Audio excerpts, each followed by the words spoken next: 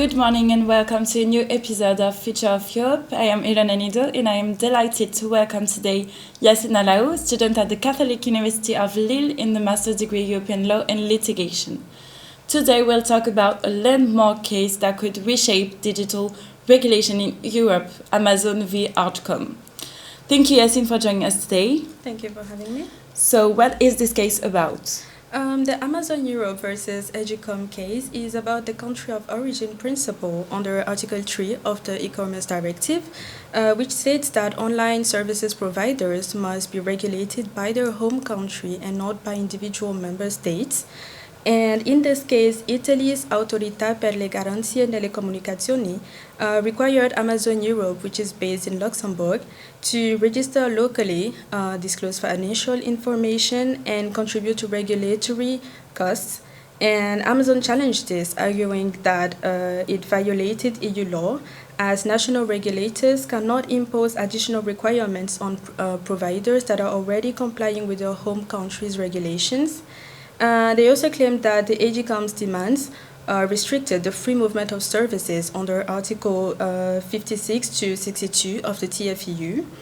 The Italian courts referred this case to the CJEU for preliminary ruling, and the AGCOM here argued that Amazon Europe, by operating in Italy, provided electronic communication services and should follow national registration and financial rules to ensure fair competition.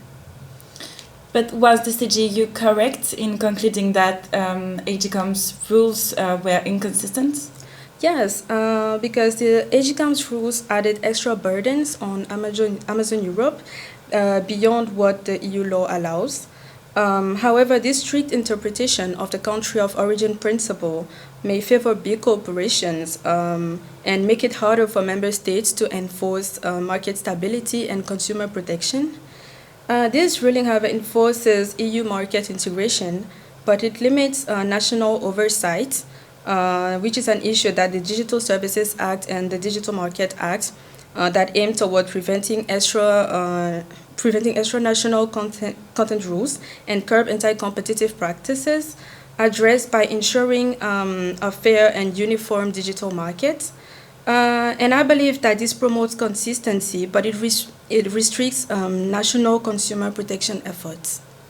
And does the law of the country of origin principle allow corporations to forum shop for favorable regulations? Yeah, critics argue that it allows companies to base themselves in countries with looser regulations while operating across the EU. And Amazon benefits from Luxembourg's lighter rules while generating revenue in Italy. And while this supports market integration, it creates regulatory gaps, and the CJEU's decision strengthens the principle but leaves open the question of whether EU-wide enforcement is strong enough to prevent companies from exploiting jurisdictional advantages. And how does the decision reconcile the interests of national governments with the objectives of the EU regarding the existence of a single market? Oh, this is a very interesting question. This ruling prioritizes the digital single market, limiting national regulators' ability to impose additional rules. And AGCOM wanted Amazon Europe to contribute to local regulations. However, the CJEU ruled that national rules cannot undermine EU law, and this strengthens the market's unity, but it raises concerns about whether national regulators have enough flexibility to address local economic challenges. But does this ruling set a dangerous precedent for future digital regulation? Of course, it might. The decision reinforces legal certainty for platforms, but it could weaken national regulators' authority over tech giants like Amazon or Google. And with the DSA and DMA now in effect, this case highlighted the need to clarify how unified EU rules can still allow national flexibility, especially in areas like fair taxation and data protection.